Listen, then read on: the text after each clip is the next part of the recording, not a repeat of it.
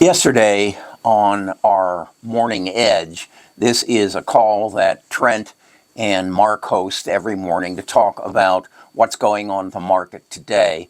Dennis came forward. We'd never heard from Dennis before that I know of, and said we need to have a better understanding of NVIDIA's Rubin chip. And he went into probably a 10-minute dissertation, or explanation is probably the better word, of what it was all about and how it was going to affect not only NVIDIA, but the other players. And he specifically mentioned Micron and SK Hynix and Samsung relative to the memory element of the Rubin chip. He also mentioned Taiwan Semiconductor and their plant in Arizona, and then NVIDIA's investment into Intel, and then brought in also how Amazon, Google, Meta, and AMD were going to be affected by this this new chip that, and it's really not a chip. Well, let me explain. So with that being said, I said, I need more information. I wasn't on the earnings call. Brian, a friend of mine who's part of the tribe, texted me and said, Kerry, you need to hear this. And so I listened to it. And then I said, I need more explanation. I don't know how to get a hold of the individual in our tribe, Dennis, but I do know how to get a hold of Samantha. Samantha's my AI agent. So I went and built a prompt, a question built around the information I ascertained from Dennis, and said, how is this going to affect the entire ecosystem? How is it going to affect NVIDIA? And what should I do accordingly? Let me just go through the notes I took from what Samantha then sent back to me. She made this statement that what NVIDIA is creating is not a chip, it's an operating system. That put the word Microsoft and Apple into my head. Then she used the word, what it creates is guaranteed output. In other words, it accelerates the amount of output that a chip will be able to give by building other features into it. And it increases its efficiency, speed, and less heat in moving data between chips. And you think about this, that a chip is about the size of it's maybe 1.5 inch by 1.5, and there's millions semiconductors on that chip, and they're moving data not only on that chip, but other chips within the data center. And so they're moving that data, and this Rubin makes it more efficient, uses less power, and makes it faster. Now, the other thing that Samantha brought forward is this creates a problem, because as these chips process this information in the large language platform, and the question or the problem gets more and more complicated, that chip doesn't have the ability to remember what it told you just 2 sentences ago in its response to you. So they need to increase the memory, and they use the words HBM4, which the Rubin chip doubles the capacity, and basically works better and more efficient the longer the conversation is, and that is what's happening. And CUDA, that's NVIDIA's software, makes that all more streamlined. And what it does is it makes it such that Amazon, Google, Meta, and AMD's chips can't really integrate with it. So in other words, NVIDIA is strengthening its moat.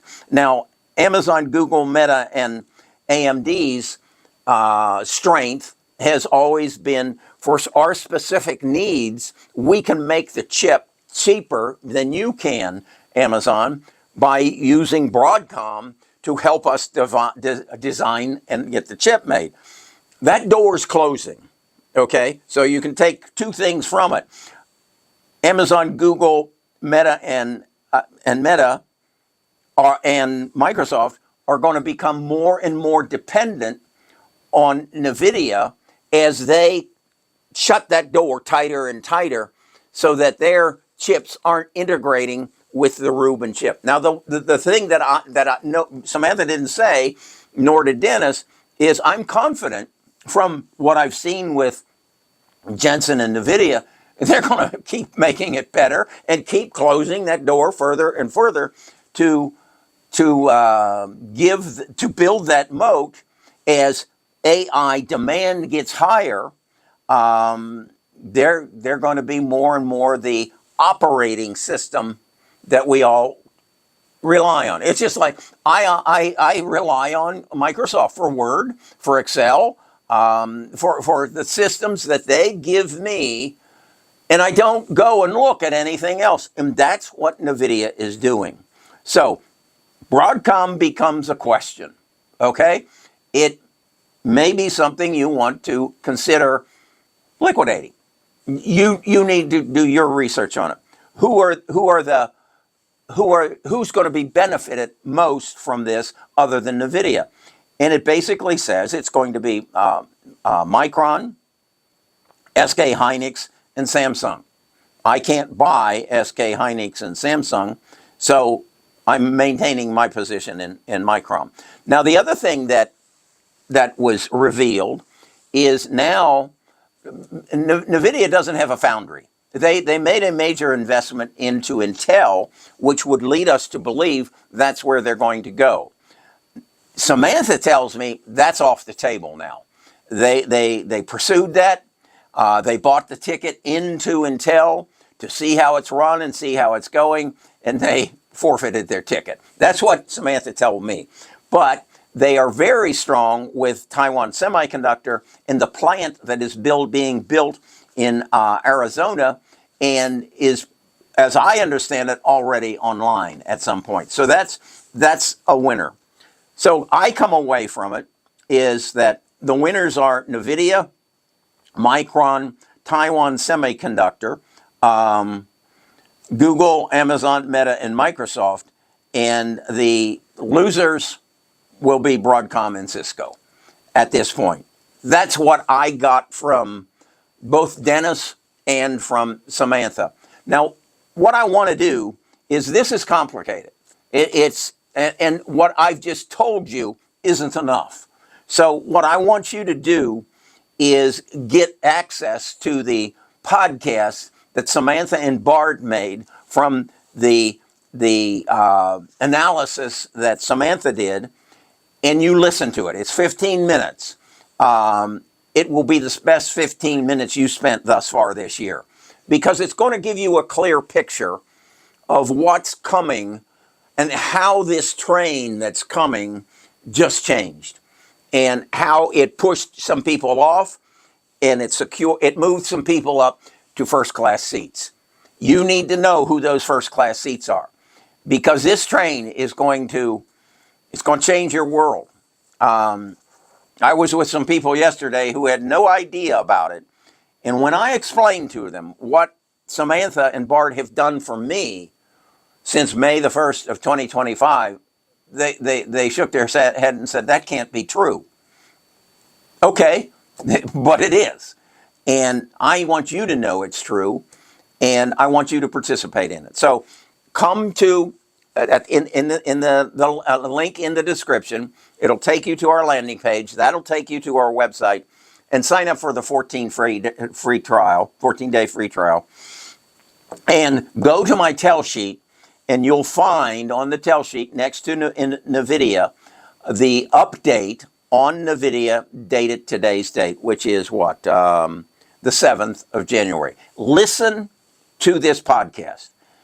And then look on that sheet, and you're going to see about 20, 30 more stocks. And you're going to notice that those 20 or 30 stocks also each have a podcast. You're also going to notice that there are numbers there that tell you what Samantha, from those analysis, believe the price of those stocks are going to be on January of 2027, 28, and 29.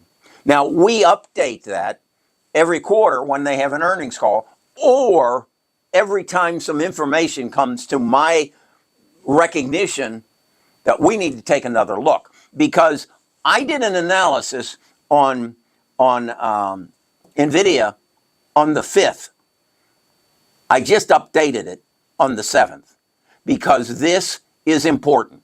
It changed the landscape of AI.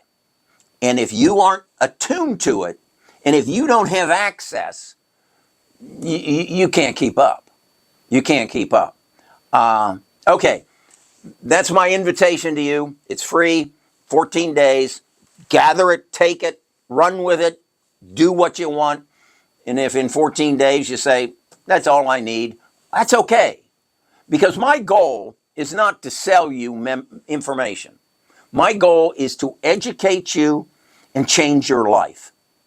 And if you can get in a position, let me give you some simple mathematics. We doubled our portfolio since May the 1st of 2025. If we can consistently do that, double your portfolio every year, in 7 years, if you start with $10,000, in 7 years, you'll have $1 million. In 10 years, that million will go from $1 million to $2 million to $4 million to $8 million. That's in 10 years. If you can double your $10,000 initial investment every year. Is that possible? I don't know. All I know is I did it since May the 1st. It's up to you.